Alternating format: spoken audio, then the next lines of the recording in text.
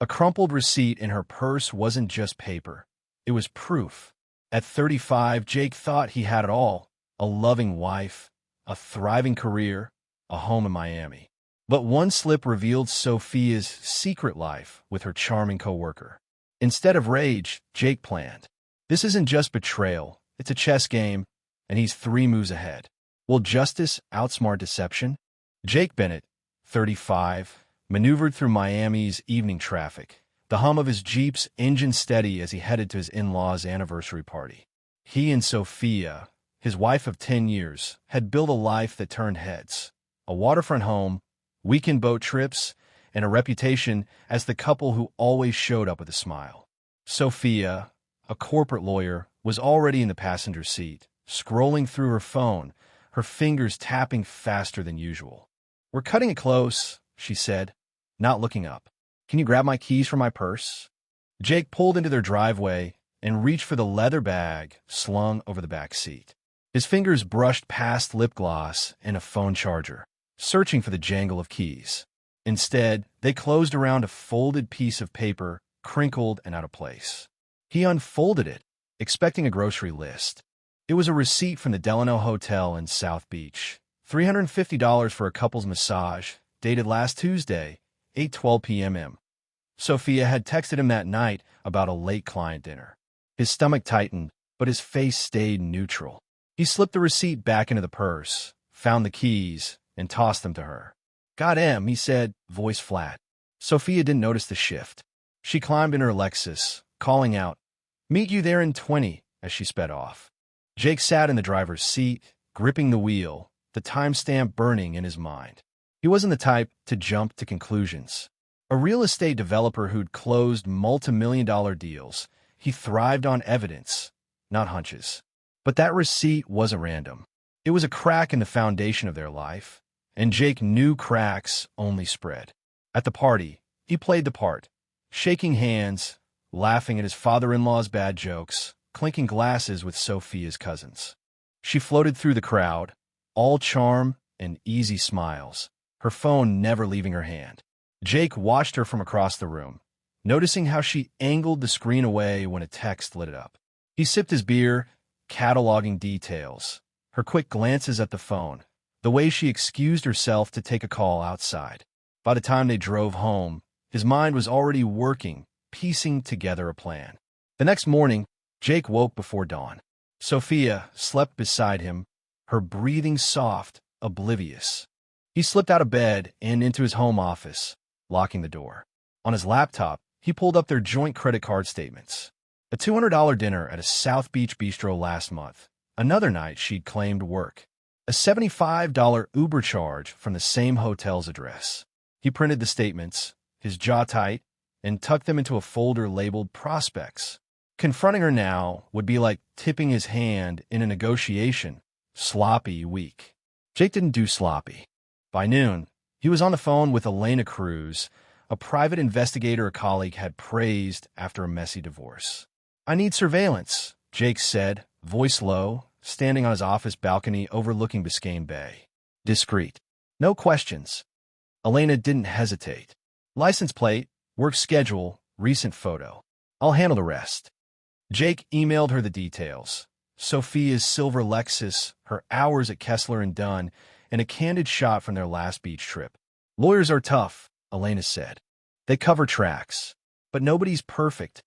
That evening, Sophia came home late, her briefcase slung over her shoulder. "Rough day," she said, kicking off her heels. "Ryan's pushing this merger, and it's a mess." Ryan. The name landed like a dart. Her coworker, a rising star at the firm, always mentioned casually, too casually. Jake nodded, pouring her a glass of wine. "Sounds like he's leaning on you a lot," he said, testing the waters. She shrugged, sipping quickly. "He's just ambitious. Needs guidance." Her phone buzzed on the counter, face down. She grabbed it and typed a reply, her lips curving slightly. Jake's eyes narrowed, but he said nothing. Over the next week, he became a shadow in his own life. He tracked Sophia's patterns.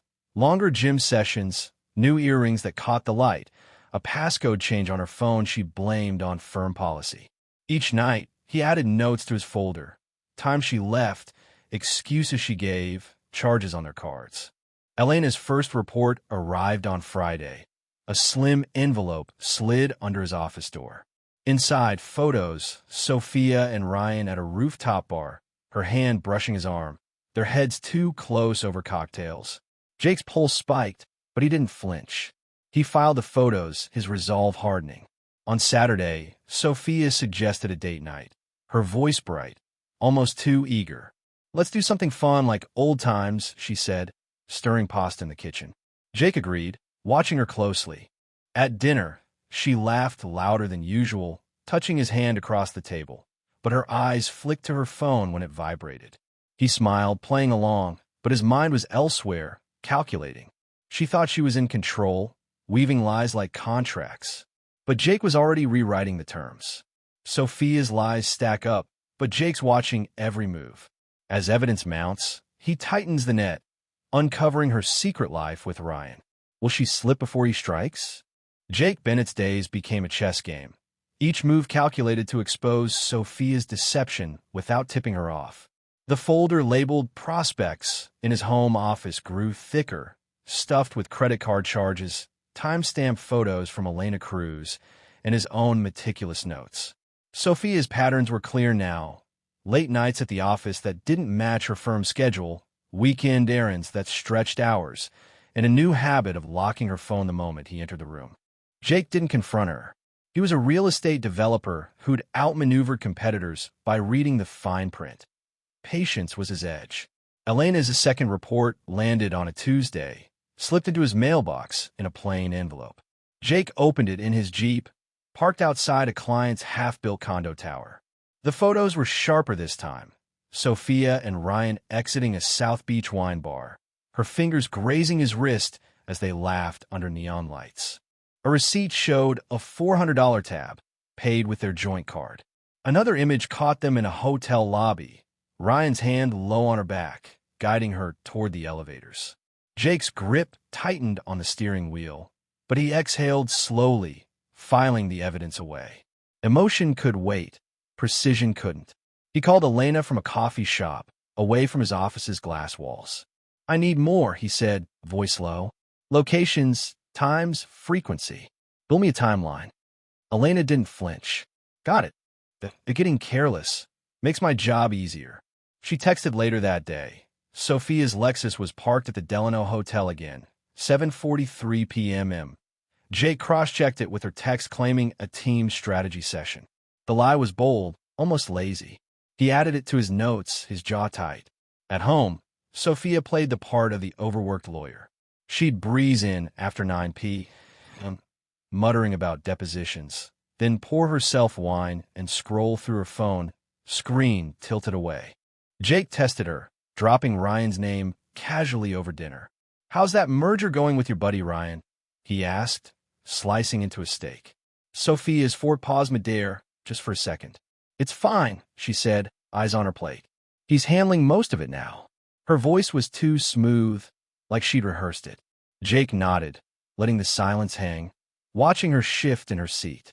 The next day, he met Maria Torres, a divorce attorney whose reputation for dismantling opponents was whispered about at industry conferences.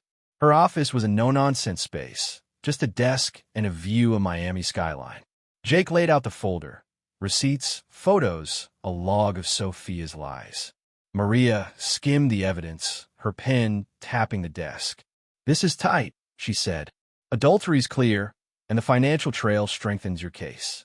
We can freeze joint assets quietly, shift your 401k, and file when you're ready." Jake leaned forward. "How soon can we move?" Maria's eyes narrowed. "Give me a week to prep the petition. Keep her in the dark until then." Jake acted fast. He opened a new bank account, rerouted his direct deposit, and canceled Sophia's access to their secondary credit card. She didn't notice, too distracted by her phone's constant buzz. One night, she came home humming, her keys clattering as she dropped them on the counter. "Good day," Jake asked, pouring coffee. "Close the deal," she said, smiling too wide. He knew the truth. Elena had tracked her to a rooftop lounge with Ryan, not her firm's boardroom. He smiled back, the mask of a devoted husband still intact. Elena's next update was a bombshell. A flash drive arrived, tucked inside a courier package. Jake plugged it into his laptop after Sophia left for a gym session. The video showed her and Ryan at a Coconut Grove restaurant, her laugh loud, his hand on her knee under the table. The timestamp matched another lie about a client meeting. Jake watched it twice, not out of pain, but to memorize the details, every gesture, every glance. He burned the video to a backup drive and locked it in his safe. The net was tightening. Sophia's confidence grew sloppier. She left her gym bag unzipped one morning, a hotel keycard peeking out from a side pocket. Jake snapped a photo before she noticed, sending it to Elena for verification. Delano, room 612, Elena confirmed hours later. They're there every Tuesday now. Jake's pulse quickened, but he stayed disciplined. He bought a burner phone to communicate with Elena, keeping his main line clean. Every move was deliberate, like setting up a deal-closing pitch. One evening, Sophia suggested a weekend getaway. "Let's hit Key West. Just us," she said, stirring a cocktail at their kitchen counter. Her eyes sparkled, but Jake saw through the act, guilt disguised as affection. "Sounds great," he lied, already planning to use the time to meet Maria again. He'd caught Sophia's game, and now he was playing his own. The evidence was ironclad, the plan in motion. Sophia thought she was untouchable, but Jake was ready to flip the board. Jake's evidence is airtight, and Sophia's lies unravel. He's ready to strike at the heart of her deception. Will his calculated move at the hotel end her game? Jake Bennett's folder, now a weapon of precision, brimmed with proof of Sophia's betrayal. Photos, receipts, video clips, and a timeline that could bury her in court. He'd spent weeks playing the loyal husband, smiling through dinners while Sophia spun tales of late-night meetings. Her co-worker Ryan, the smug junior lawyer, was the constant in every lie. Jake's private investigator, Elena Cruz, had tracked their Tuesday ritual to room 612 at the Delano Hotel. Tonight, he'd make his move. No outbursts, just cold, hard truth. Elena's latest report confirmed Sophia's Lexus was parked at the Delano at 7:15 p.m. A text from Sophia pinged Jake's phone. "Stuck at the office. Big case prep. Don't wait up." He stared at the message, his thumb hovering over the reply button, then pocketed the phone. He grabbed the manila envelope Maria Torres, his divorce attorney, had prepared. Divorce papers, a summary of Sophia's spending on Ryan, and every damning photo. Jake drove to South Beach. The city's neon pulsed a stark contrast to his steady calm. This wasn't revenge. It was a contract termination. At 8:03 p.m., he stepped into the Delano's lobby, the air thick with the scent of expensive cologne and ambition. He'd memorized the hotel's layout from Elena's notes. Fastest elevators, camera blind spots, staff shift changes. He wore a plain jacket, blending with the crowd, and took the elevator to the 6th floor. Outside room 612, muffled laughter and the clink of glasses seeped through the door. Jake's heart thudded, but his hand was steady as he knocked. 3 sharp raps. The laughter stopped. Footsteps shuffled, and the door cracked open. Sophia peered out, her eyes widening as they met Jake's. For a split second, she tried to summon her usual charm, lips parting as if to spin another excuse. Then she saw the envelope in his hand, and her face froze. "Jake?" Her voice was a whisper, barely holding together. He didn't respond, just extended the envelope. "This is for you," he said, his tone flat, like delivering a business proposal. She took it, fingers trembling, and opened the door wider. Ryan appeared behind her, tie loose, holding a wine glass. His cocky grin vanished when he saw Jake, replaced by a flinch that betrayed his guilt. "Who's this?" Ryan stammered, stepping back. Jake ignored him, locking eyes with Sophia. "You thought I wouldn't notice," he said. 10 years, and you played me for a fool. It's over." He turned to Ryan, his gaze cutting. "You're not worth my time." Sophia's hand clutched the envelope, unopened. "Jake, wait. I can explain," she started, but he cut her off. "You've had months to explain. I gave you space to come clean. You chose him." He stepped back, the hallway silence swallowing her next words. Ryan muttered something about calling security, but Jake was already moving past the elevators, down the stairwell, and out into the humid Miami night. His pulse stayed, even his steps deliberate. The confrontation wasn't a release, it was a line drawn. Back home, Jake sat in his office, the folder open on his desk. Maria had warned him, don't engage after serving the papers, let the evidence speak. He checked his burner phone. Elena's update confirmed Sophia left the hotel alone at 9:47 p.m. Ryan trailing minutes later. Jake poured a coffee, black, and reviewed the next steps. Maria had already frozen their joint accounts, citing financial irregularities. Sophia's credit card, tied to their shared funds, was now useless. He'd move his bonuses to a separate account, untouchable. Every move was legal, calculated, airtight. Sophia's text started flooding in by 10:30 p.m. This is a mistake. Let's talk, please. I didn't mean to hurt you. Jake read them without replying, each message a confirmation of her panic. She'd opened the envelope by now, seen the photos, the receipts, the divorce petition citing adultery. He pictured her scrambling, maybe calling Ryan, who'd likely gone silent. Elena had warned him. Guys like Ryan cut and run when the heat's on. The next morning, Sophia came home at 6:12 a.m., her keys rattling as she fumbled with the lock. Jake was in the kitchen, sipping coffee, the divorce papers duplicate spread out on the counter. She stopped in the doorway, eyes red, voice small. You didn't have to do this, she said. Jake leaned back, arms crossed. You did this. Every hotel room, every lie. I just documented it. She stepped forward, reaching for his arm, but he pulled away. Don't, he said. You lost that right. She sank into a chair, clutching her phone. It was a mistake, Jake. I got caught up. He slid the papers toward her. Mistakes don't have reservations for months. Sign, or we go to court. Her eyes darted to the documents, then back to him, searching for a crack in his resolve. There wasn't one. Jake had built his career on reading people, and Sophia was out of moves. The game was his now, and he was ready to close. Sophia's world crumbles as Jake's evidence traps her. With assets frozen and Ryan gone, she faces the consequences. Can she salvage anything, or is Jake's plan too tight? Jake Bennett's confrontation at the Delano Hotel had flipped the script. Sophia, caught in room 612 with Ryan, now knew the depth of Jake's evidence. Photos, receipts, the divorce petition that later lies bare. Jake didn't linger for her excuses. He'd returned home, the manila envelope's weight gone from his hands, replaced by a cold certainty. His attorney, Maria Torres, had already locked their joint accounts, citing misuse of marital funds. Sophia's credit card, once her tool for secret dinners, was declined by morning. Sophia's texts came in waves, each one more desperate. We need to talk. I am sorry, Jake. This isn't who I am. He left them unanswered, his focus on the next phase. Maria had scheduled a meeting with a forensic accountant to trace every dollar Sophia spent on Ryan. $1, $200 on hotel stays, $600 on wine bars, $300 on gifts from boutique stores. Each transaction was a nail in her defense, and Jake's folder, labeled Prospects, held them all. He met Maria at her office, a glass-walled space overlooking Miami's downtown. She slid a draft settlement across the desk. Sophia would get her Lexus, 15% of their assets, and 30 days to move out.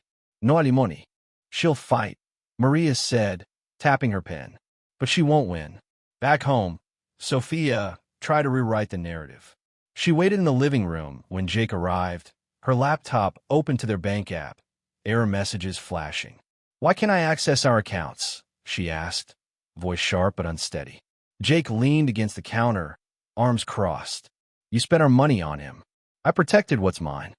Her eyes widened, then narrowed. You're punishing me. Jake shook his head. I'm holding you accountable. Sign the papers, or we go to court.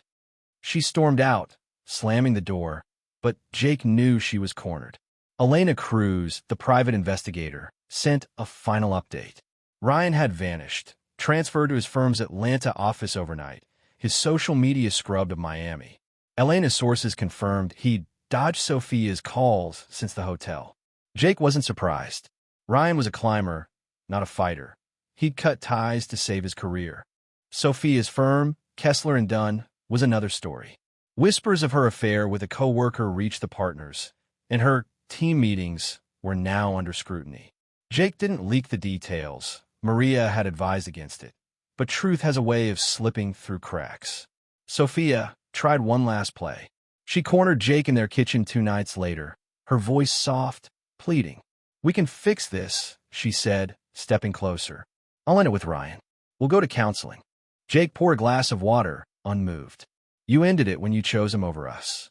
"Months of lies, Sophia. I trusted you." Her hands shook as she gripped the counter. "I was stressed, lost in work. It wasn't about you." Jake set the glass down, his gaze steady. "It was about me. You used our life to fund your fantasy." She had no reply, just silence and the weight of her own choices. Maria pushed forward in court prep. She filed the petition, citing adultery and dissipation of assets.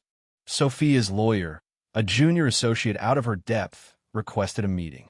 Jake sat across from them in a conference room, Maria at his side.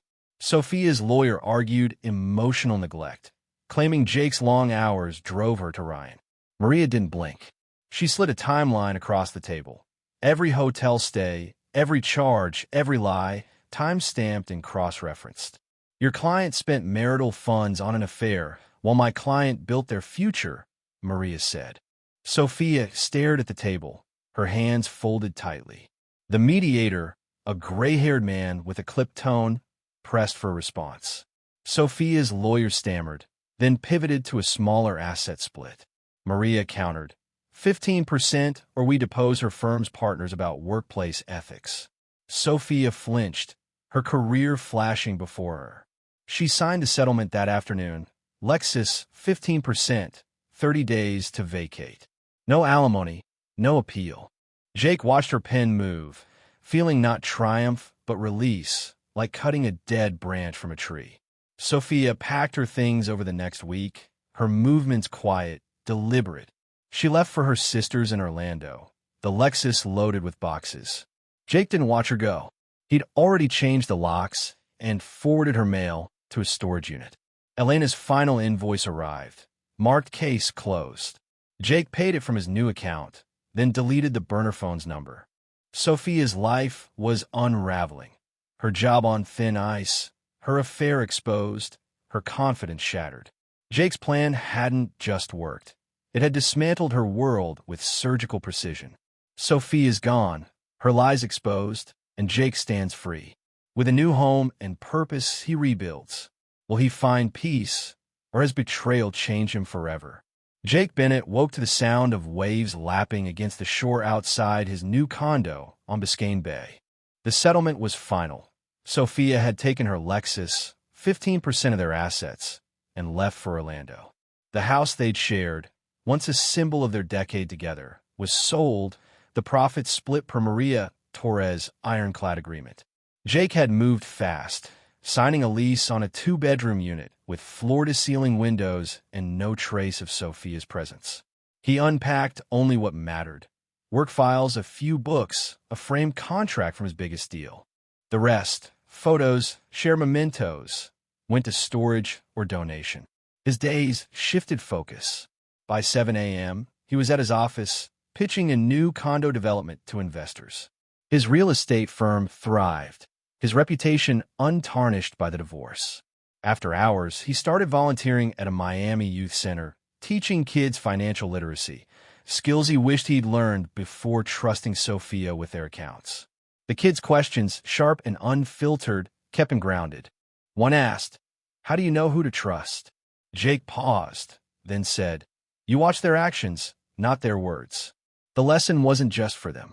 Sophia's life, from what Jake heard, had unraveled further. Elena Cruz, his private investigator, had closed the case but shared one last update. Sophia's firm, Kessler and Dunn, sidelined her after rumors of her affair with Ryan reached the partners. She'd taken a lower-paying role at a small Orlando practice, a step down from her high-flying corporate days. Ryan, true to form, had cut contact, settling into his Atlanta transfer without a backward glance. Jake didn't gloat. He predicted Ryan's cowardice the moment he saw him flinch at the Delano. Sophia's move to her sisters was a quiet surrender, her confidence eroded by her own choices. Jake's phone stayed silent now, free of Sophia's desperate texts. He'd blocked her number after the settlement, not out of spite, but necessity. Maria had warned him.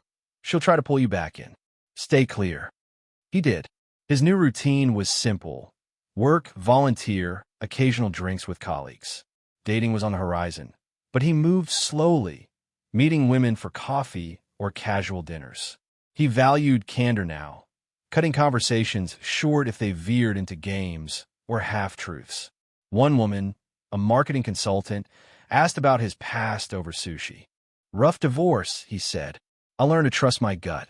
She nodded, respecting the boundary, and he appreciated that. Maria called a week after the settlement to confirm the final paperwork. You played this perfectly, she said, her voice clipped but approving. No loose ends. Jake thanked her, wiring her fee from his new account. The folder labeled prospects went into a locked drawer, not as a trophy, but a reminder. Vigilance saved him. He'd caught Sophia's lies because he noticed patterns, her late nights, her locked phone, her careless receipts. That skill, honed in boardrooms, had rebuilt his life. One evening, Jake sat on his balcony, a bourbon in hand, watching boats cut through the bay. His phone buzzed with a message from a youth center kid, thanking him for advice on budgeting. He smiled, replying with a quick tip. The moment felt light, unburdened. Sophia's betrayal had been a storm, but he'd navigated it without breaking. He hadn't yelled, hadn't begged, just acted step by deliberate step, until the truth forced her to face herself. Word reached him through a mutual friend. Sophia was rebuilding too, but it was slow. Her Orlando job was stable, but her reputation followed her. She'd stopped wearing the flashy earrings, her social media now sparse, focused on work. Jake didn't care to check himself. He'd severed those ties. Ryan's name never came up again, likely buried in his own ambition somewhere else. The affair, once Sophia's escape, had cost her more than she'd imagined. Jake's final act was a donation to the youth center, funding a new computer lab. He spoke at its opening, sharing a line he'd come to live by. Build your life on what you control, not what you hope. The kids clapped, unaware of the weight behind his words. Later, alone, he toasted to the view, the bourbon sharp on his tongue. Betrayal had sharpened him, not broken him. He wasn't the man who'd found that Delano receipt, shaken but silent. He was the man who'd outplayed a liar and walked away whole. His condo's quiet wasn't empty. It was his. No shared lies, no hidden agendas. Jake's future was his to shape, and he'd do it with the same precision that had dismantled Sophia's deception. Trust, he knew now, was earned through actions, not promises. And he'd never settle for less again.